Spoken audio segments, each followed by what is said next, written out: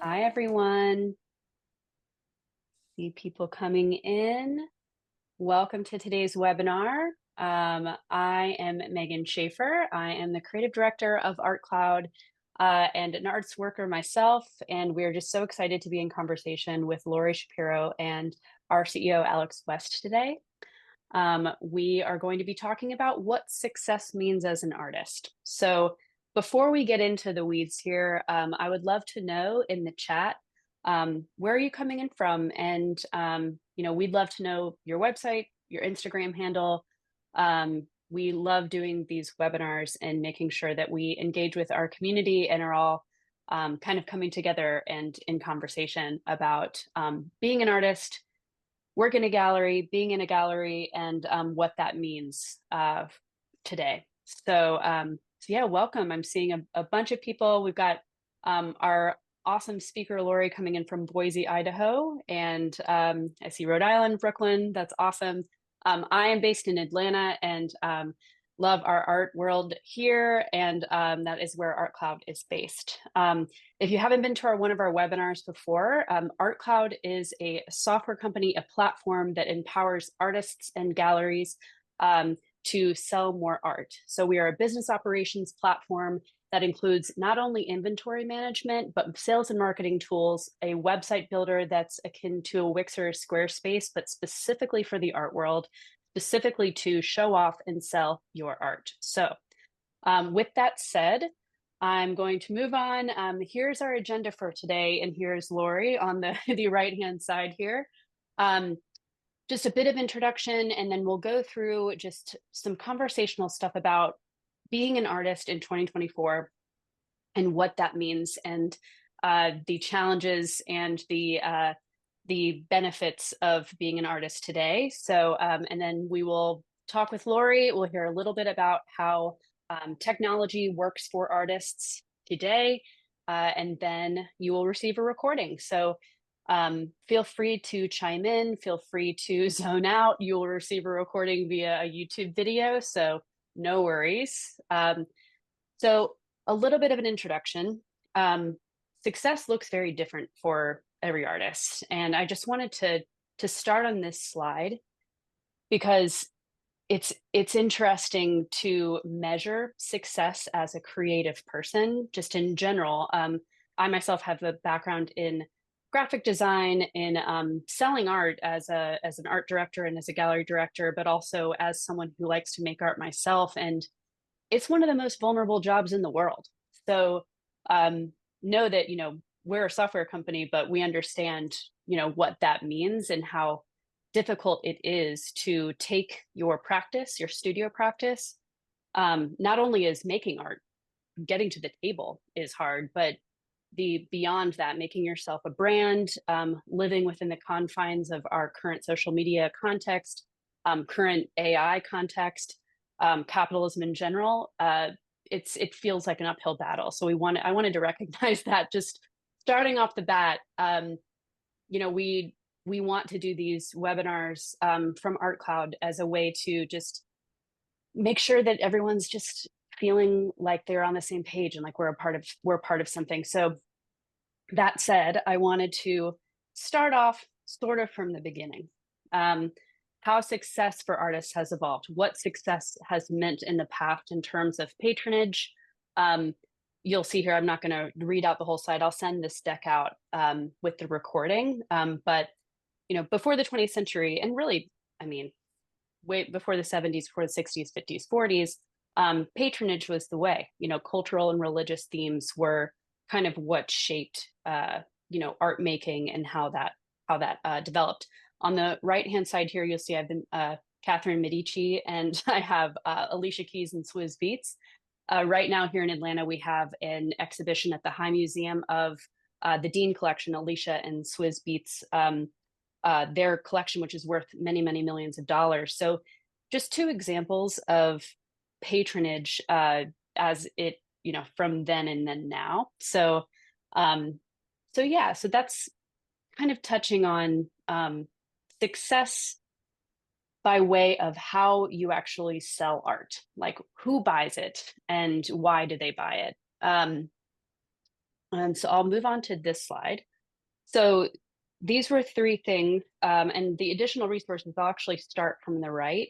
Um, Laurie was saying earlier that she's watched our office hours, and she's the one for finances. There was a free sort of budget sheet that we made that she's used, which was really great to hear. But we have a whole list of other additional resources talking about success. You know, success takes work, and so these office hours presentations really bring you through the things like the art, making your artist brand, email newsletters, understanding your finances and taxes and all of these things, sales tools, how to attract press attention, all these things. We have resources for that, so we'll certainly send that out after the webinar.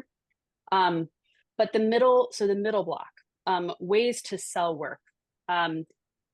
I put an asterisk by art auctions down here because I know if you're an artist that's been involved in art auctions, it's not necessarily selling work, it's usually giving it, donating it, but it can be a handy way to get involved in your community and support your local art center. But I guess my question to you all is, what ways do you attempt to, or successfully, obviously, sell your work in the world? Are you using social media catalogs? Are you soliciting gallery representation? I guess, drop in the chat kind of what has been your methodology of finding the way of getting your work in the world. And I would love to read crickets forever. Yeah, social media is a really tough one. I like to say that, like, if artists are using social media correctly, they're often spending the same amount of time making their work as they are on social media, making reels, reaching out to people, being concerned about engagement, or paying for paid ads even. It's a challenging environment for sure. But it is one of the better ways, especially Murray, I know you mentioned AI as a fine art photographer, to come off as authentic as a person in the world that's making this work, that has a process that you want to share, because sharing your process is the number one way to stand out. So yeah, that's basically this slide with how artists learn and grow with formal education and self-taught. I find this interesting because some of my favorite artists did not go to college for art. Some of my favorite artists really came to art as a calling, as as a thing that they couldn't not do. They did not have a choice. Making art was something that they were going to do, whether almost if they liked it or not. So it is challenging to be that, because I think, like I say here, the legitimacy, the connections, mentorship, technical training, all of that is important, but not necessarily completely necessary. So, yeah. And then I would like to move on to Laurie. Laurie, let's talk about what success means to you, and kind of how you have gone from getting your BFA from Carnegie Mellon, and then where you are right now. You are in Boise. You are embarking upon another artist residency, and have been traveling and being basically a residency artist for the bulk of 2024. So let me pull up my questions to you. How have both your early career experiences, like studying at Carnegie Mellon, and personal challenges such as hearing loss, how has that shaped the artist you are today? Yeah. Hey everyone. It's great to be here. Yeah, I was telling Megan and Alex that I really appreciated them asking me to be on this webinar. I don't, I mean, success is a very relative thing, right? So yeah, I mean, I definitely use positive affirmations and say positive things to myself and have good people in my close circles. But yeah, thank you for even thinking of me for this. But uh Yeah, like we were talking, and I've gone to a number of ArtCloud's webinars, and they've been really, really helpful for me. Actually, this year I've been bouncing around to a number of artist residencies, and it was actually in a ArtCloud presentation, the same type of webinar that I went to about getting your work in a gallery. And these are all on YouTube, I believe, right? Mhm. Um, that one of the speakers talked about how if she was an artist who was single and didn't have any like life ties or commitments, she would bounce from residency to residency because once you start doing it, you start getting into more, and it's a great way to network and meet people. So yeah, it's a little bit of a full circle thing in that regard. So I'm gonna keep the chat open on my screen. If you guys have questions, I'll try to like weave it into whatever I'm gonna say. But sorry, Megan, can you just repeat the question one more time? Yeah, definitely. So, basically, I mean, what shaped your career as it is right now? So when you were coming up, when you were studying art in school, did you did you think that this would kind of be the way, or and what kind of shaped the way that you make art and the way that you show it, the way that you reach out about it? Yeah, so this is definitely something that is always changing as my career changes, right? So like I graduated undergrad in 2012, and I've really been you said before how you know artists who they kind of fell into art, like they just felt like I have to do this, I don't have another choice. Yeah. So that really is how I feel about it for myself. Like this is something that I have always felt like I have to do this. So at different times in my career, that meant probably living in ways that like other people wouldn't have been okay living. And that was definitely when I was younger.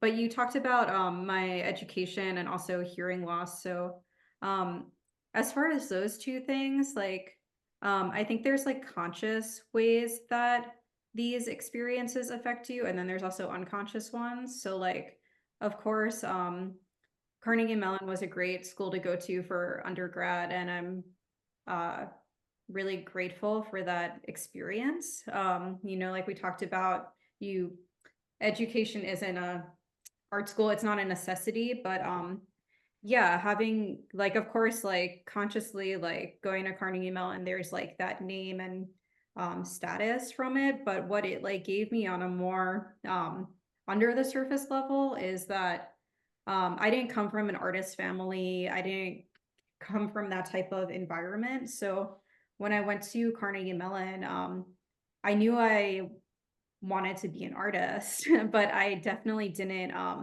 understand that like that was a viable career to be like a full-time studio artist and to like take my work seriously to that degree. And also being in that environment, I was open to a lot of different types of artwork, like installation art and new media, and just it really opened my entire perspective.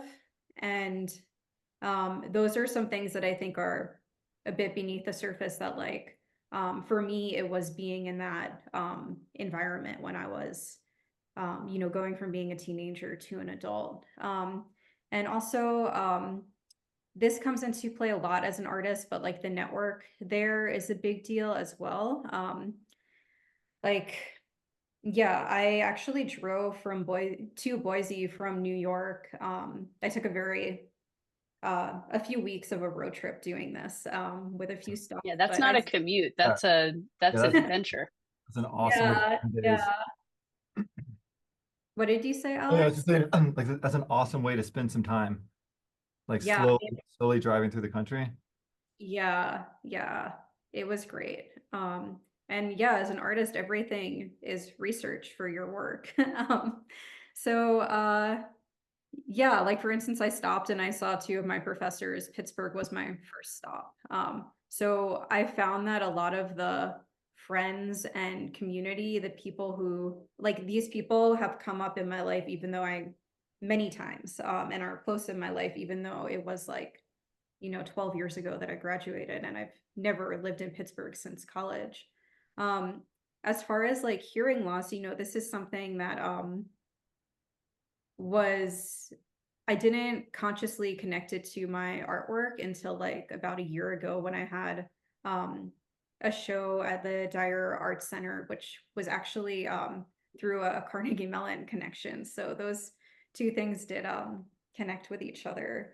But yeah, you know, like it's I don't know if we always think so much about our own experience. So that's something that I'm still figuring out. Yeah, and I think I mean, you are a product of your art is a product of yourself. So however it you know, the hearing loss is coming into your work. Um, it's funny, I feel like some artists have told me that they learn about themselves when they're out giving their artist talk. Like Yeah. they will get questions and have some self-discovery just by talking about their work with other people. And then so to some other artists, that sounds like torture. Um, talking about their work in the context of like the fine art community to a group of strangers in a gallery or museum environment sounds not fun. And sounds quite stressful. So I think um, it really does just depend on the artist. And actually, we're getting some great questions in the chat. I think any tips, tricks, or suggestions for winning residencies? Would you mind speaking to that for a moment? Because you've been in a few just this year. Yeah, so I yeah, this is one thing that I wrote in my notes on like what to talk about, but for instance, uh right, success is relative.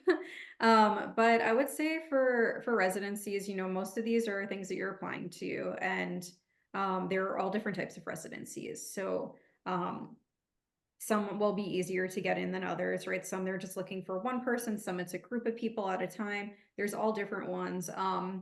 And you have to put yourself out there. You know, if you apply to one residency and you are like, oh, I really want to do this one, like you may get in, but also like you may not. So I would also know like you're apply to a bunch that you're truly interested in, right? So like definitely you know, I have like I have like my notebook and I've been doing this like my whole adult career. But yeah, I have a list of like things that I want to apply to. And I need to rewrite this because it's gotten messy, but like I have like my apply section and then I put the dates that it's due next to it. And I when I sit at my computer, I always have like my list of like computer work stuff next to me. So I'll see like, okay, what's coming up? It's October 17th. Okay, I have, you know, a few things where the next deadline is like the 20th or the 22nd or the 30th. So then like I kind of just do like quick research and I see like, is this viable for me? So like I'm on like Creative Capital's newsletters. There's quite a few newsletters at this point that like send out upcoming like grants, residencies, a Creative Capital is definitely one. There's another one that I recently got on. I can look it up in a second and send it in the chat, but that's really good too. But yeah, you can't take rejection personally. Like I think it just gets easier as you do it more and more. But yeah, like I don't know, I get plenty of rejection things and it doesn't really mean that much to me at this point. So I guess like put yourself out there, apply to them. But you know, actually like apply to quite a few. And then if you have, you know, your artist, I have my artist bio and my artist statement that's like on a Google Doc sheet that's like kind of almost always open. Like my regular windows that are almost always open on my computer is like my Gmail and Google Calendar and ArtCloud. ArtCloud's always like one of my main tabs. And my statement and bio, because all of these things they're asking for the same stuff and then um you just have to like fit it into like what the residency is about or what they're looking for. Um, and then I also use ArtCloud too because in kind of just a way that makes it really easy for me, because a lot of the time you have to upload images. So I'm like really organized, but Very that helpful. yeah, that really helps. But I do like have like applications that like I've applied for in like documents on my computer. And I mean, of course I'll update it, but there might be, or even yeah, on ArtCloud, like in my quick lists, I'll have a recent residency where I have like 12 pieces that I've used for it that are there. And then when I apply to another thing, I can literally just go to like create a tear sheet, and I can just like copy paste everything from like the names to the like in private notes I put descriptions, because sometimes calls will ask for descriptions, and I just like already have it done. And that just took like one time being like, I have this description, let me save it here. And like because yeah, if you're starting from scratch on every single application, it just takes so much time. But if you can like save these things in ArtCloud or whatever you're using, it can be just a lot quicker. And it I don't want to say it's quite a numbers game, but it also is like kind of an alignment thing, right? Does this align with them? Does it align with you? And like it's never personal rejection. Everybody's doing what's best for them. So I love what you were saying though about like you can't just do one and hope that it's going to work out. Like 100% hit rate is never going to happen. And so if you can get in that cadence of doing 10 a month, it starts to have an effect where those like all that past work feeds into the future work, and one leads to the next and the next and the next and can build on each other. I thought it was really good. I yeah. agree. And I think it's kind of like a part-time job, applying for grants, applying for residencies, reaching out to galleries. If you are sort of putting your portfolio out there, it's administrative work. And it's time outside the studio. So, streamlining that and trying to make it as organized as possible is 100% the way. Uh, thank you for speaking to that. That was really, really helpful. And that kind of covers my second question, which was what techniques do you use to connect with the right people at the right time to secure new opportunities? Yeah, this is really important. So like I also want to just say like I am someone who's like I'm a social person, but I'm also like really introverted. So like these are things that like I have had to do. And I guess also like when I decided, okay, I'm gonna be a full-time artist, I knew like there are parts of every job that like you may not naturally be great at. So like I think networking is like one of those things. If you're like, I'm shy or like you need to just like do what you gotta do, but you're gonna have to do that. And then you might actually enjoy it once you do it. But a big thing is like following up with people, let them know that you're on top of it. I mean, you do have to walk the line of like, you don't want to like keep reaching out if you're not getting a response. But like, if you do end up, connecting with someone and there's something in the future, follow up. I know, actually ArtCloud on Pro Plus, there's like the opportunities thing where you can like save opportunities, and it might be good to just like use that, or just like keep for yourself things, because sometimes things can happen just by being available and responsive. And yeah, so maybe keep track of like connections that you've made that there is interest, and just follow up with them, show them what you're working on, or just continue the conversation in some way. So yeah, once you get something, keep it going. That doesn't mean talk to them every day, but like put them on your email newsletter. Like if you have something going on, and you send them like a personal email or something, just to say like, hey, I recently finished this piece, I wanted to show you it, just so you kind of stay top of mind. And then also, yeah, you have to reach out, go to shows, connect with other artists. I got to Boise about a month ago, and there's some really cool things going on here. There's this artist space called the Commonwealth, and they have local artists and talks. And I just guess like wherever you are, try to get into that community, because this is a career where it's like small and people know each other, and it is subjective, and we all kind of help each other as artists. So yeah, go to shows, go out when you travel. If you go places, you know, I would recommend, if you see like curators or museums that you like, or other artists too, like, you know, send them an email or maybe do an Instagram message. I kind of prefer email. When I was traveling, like on this last part of my adventure this year, like I reached out to there's a residency called UCross in Wyoming, and like I emailed them, and because I'm interested in their residency, but also just to like see it. And I was like, can I go see the gallery? And it was great. I met some really wonderful people who run this organization, and just learned so much more, and got to like visit a place.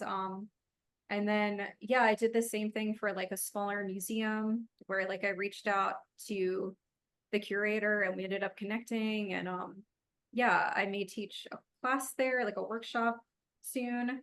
But you know, sometimes you don't hear anything. That probably happens to me more than I get a response. But if you do get a response and you do get a meeting, keep that dialogue going, however it feels right.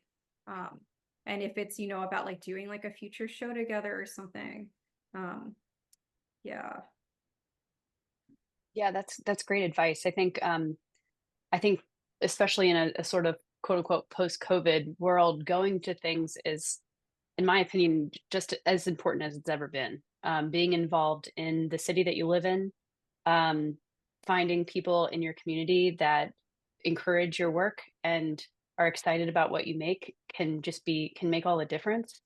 Of course, that's not everybody, but reaching out and marketing yourself, as hard as that is, it's a certainly a measure of success in terms of that leading to paid opportunities, to experiential opportunities, to being acquired by a museum or a corporate collection or what have you.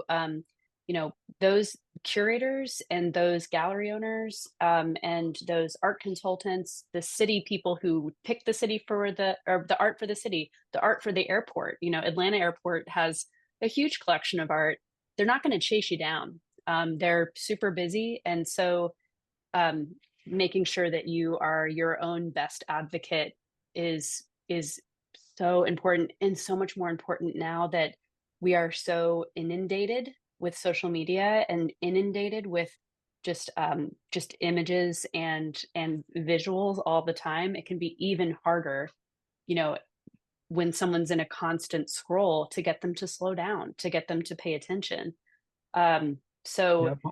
Yeah, I one thing think, I wanted to zero in right on that. I think there's like, Laurie, in part of your answer is like what I heard, I really loved was like there's no like prescription to just follow. It's like it's what I think you said, like what feels right. And I think that that's so important to like learn to listen to yourself and learn to listen to your environment, and the authenticity that comes from what feels right, whether that's one post on Instagram a quarter, or once every hour, or email that's grammatically correct, or handwritten letter that's not, like really slowing down and like looking within, and not trying to follow some like external prescription of like, here's 10 hacks to grow your Instagram followers to 1,000 or 10,000, because that authenticity is so important when your audience are people that are so discerning, and there's such an abundance of information out there. And like Megan said, we're inundated with more and more, but authenticity always stands out. And so the more you can be authentic to who you are and your styles, and even there's been some chats and like, well, I'm this type of artist and I'm a this type of artist, and like I've seen some chatter in the chat, and like I think you just have to lean into who you are, so wholly, and that inevitably will resonate with some viewer. and grow, and that it doesn't even become play. Then it's if it's who you are, I mean, it doesn't become work. It is play at that level, which should give you stamina to do it for the long amount of time that it takes to do it. Yeah. Really, yeah, well said. In terms of getting artwork into a museum, I want to address Marissa's. I think she sent it to the host and panelists, but I'd love to bring it up because we have a talk about that. Museums are like an end game in a lot of ways because museums very likely wouldn't acquire work that has not been, sold and circulated in by an artist who is emerging. So starting there, it's doing everything that leads up to that museum acquisition, but it's also having curators on your radar. um, uh, you know Emailing and following and engaging on social media and engaging in general with museum studies people, museum individuals, and people who actually work in museums.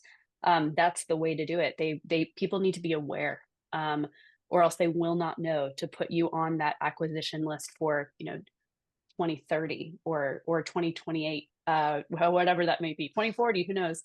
But that's kind of a long game thing, that is certainly challenging. Laurie, what let's see, what advice would you give to emerging artists, speaking of, about building sustainable success? So with your method, I mean, you're really organized, which I think, a lot of artists, they feel called to the studio and maybe not called to the desktop. But that's a reality. What would you say about like not driving yourself nuts with reaching out and doing all that? You talked about it a little bit already, but expand. Yeah.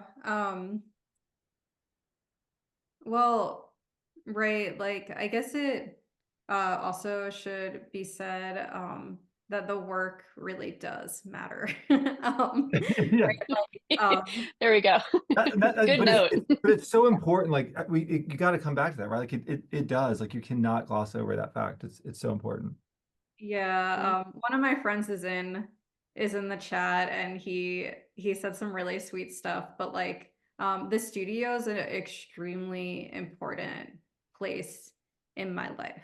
And I really um yeah, like I really treat it as work. And there are I did a residency in rural Finland, and I learned a lot from this experience. And I was in this rural environment that was absolutely beautiful. We had no phone, no internet. 12 of us there, 12 amazing people who, like, we all developed this beautiful bond with each other. But there were days where like I didn't want to talk to anybody and I just wanted to be in the studio, and I didn't want to my studio practice. Like I'm gonna talk about the other things, of course, but like my studio practice is it has probably been the like most important thing in my life for a very long time. So I guess when you go back to being like you have to do this, like um it's there is so much organization in my life and structure, whatever, but like the studio, I mean, it wasn't another artist's quote who I read, but I don't know, some like French artist from like I don't, whatever, some famous artist, but he talked about like the freedom in the studio. And that's how I feel when I paint and make work. Like my work is very organic, it's very intuitive, and yeah, that's a really big part of it. It's like, you do this because that's the most wonderful feeling in the world. And yeah, I just want to stress that. But okay, as far as like the question that you asked, the notes that I put for it, right, is like this is a really sorry, Megan, can you just repeat your question one more time? Because Of course. And really you already answered it. It's how to, um so emerging artists, about building sustainable success, yeah. uh sort of a like upward motion that feels like it's a constant crescendo. And I think you really spoke to, it begins in the studio. Like it begins with the actual act of making art and doing it in the way that is going to feel like the closest to your heart, the closest to what you need to be doing. And then you have to hope that everything kind of comes after that. Um, so you kind of spoke to it in terms of building sustainable success. I guess that to me means, making a plan and a strategy around how you address, social media, who you want to reach out to and how you reach out to them, and then how you engage with your community. Um, Yeah. Right, figuring out like a thing that works for you, and I guess definitely keeping your practice at the forefront, and then all the other things are really important. Like I think, unless you're at the point where like you're really, really successful and you have managers and you have people doing all those other things, but yeah, I'm not there yet. That would be great. But I mean, I do actually like the other stuff. So yeah, I think success is relative. There's definitely a lot I want to do with my career that has not happened yet. And I don't look at myself and think like, oh, like I'm really successful. Most of the time, but I do like to say that to myself actually. So like I think it's really important to believe in yourself and tell yourself positive affirmations. You can like listen to them on Spotify, but you need to be like giving yourself really positive self-talk. And you need to be around supportive people and positive people. And um, sometimes we don't get to choose everybody in our life, but like your art is special. And by that I mean like it's sensitive, especially your dreams and things that you haven't made. And I would treat yourself with a lot of care and be around and show those parts of yourself before they're fully out. Just make sure you have a supportive system, because it's your work is a very delicate part of yourself, and you want to be able to nurture it. I have an art group. It's four of us, and we're all at different stages in our career, and we meet every 3 weeks on Zoom, and we have 20 minutes each, and we talk about what's going on and what we might need help with, and we all build each other up. And yeah, I have one of my good friends. She's I consider her to be a very successful artist, and she's about 40 years older than me, and I really go to her for advice. And I think having mentors, having even if it's just one person who you really look up to, that can help who you relate to, because they can help guide you even though things are pretty, it's your own path. Yeah, I talked about too how rejection isn't personal. You have to put yourself out there. Um, and also, yeah, your network, this is a really subjective career. So having a network, building that is really important. And I mean, you have to do that in the most genuine way possible, and authentic way. And yeah, it's great. There's a lot of cool people in art. So it's a great way to make friends.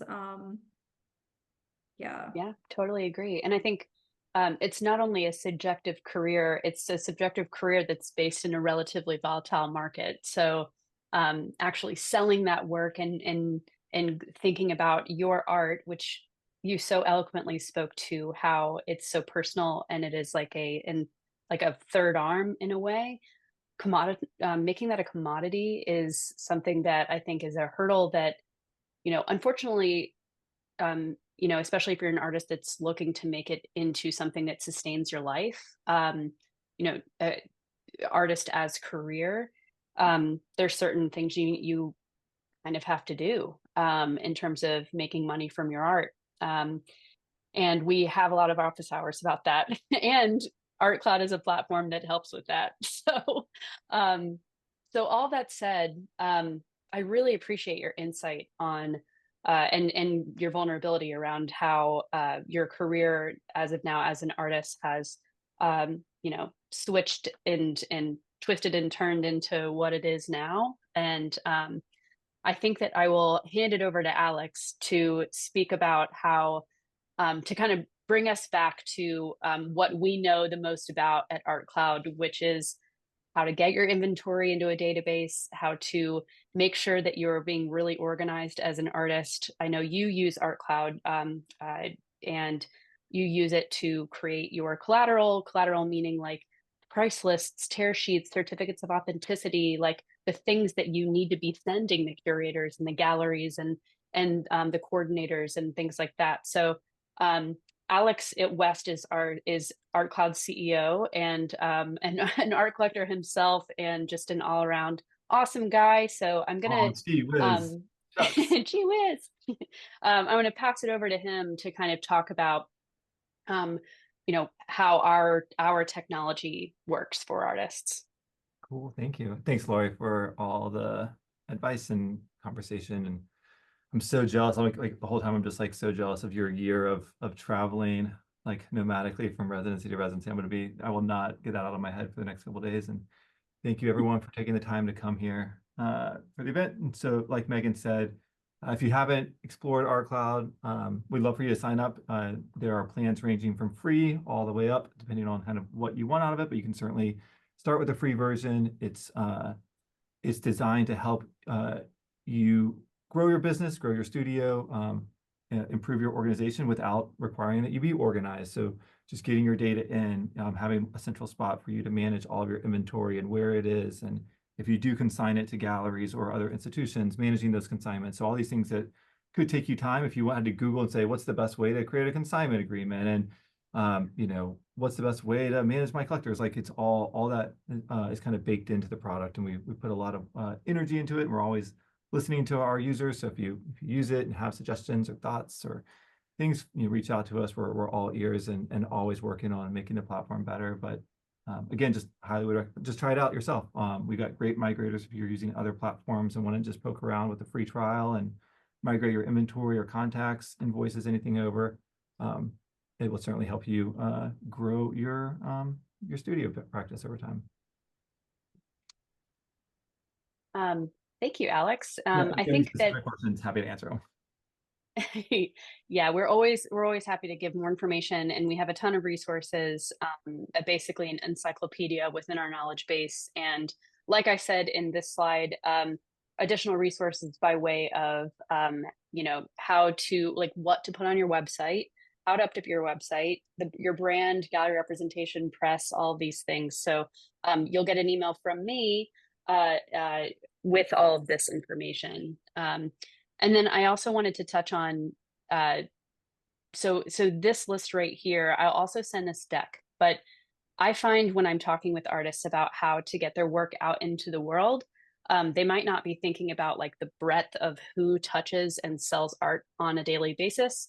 My background is also in art consulting for hospitality, like restaurants, cruise ships, hotels, things like that. So that opened my eyes as a previous art major of different ways to get your work into the world. I know that in the chat there was also, what's the right way to merchandise or make your art into other things without kind of, distilling it in a way that feels inauthentic and weird. There are certainly a lot of ways to do that with limited editions or I used to work with artists that used to not put their name because they wanted to anonymize some of the work that they made in the context of royaltied prints for hotels. That comes with a lot of money. So there are a lot of ways to sell your art, and maybe in ways that you didn't originally think about.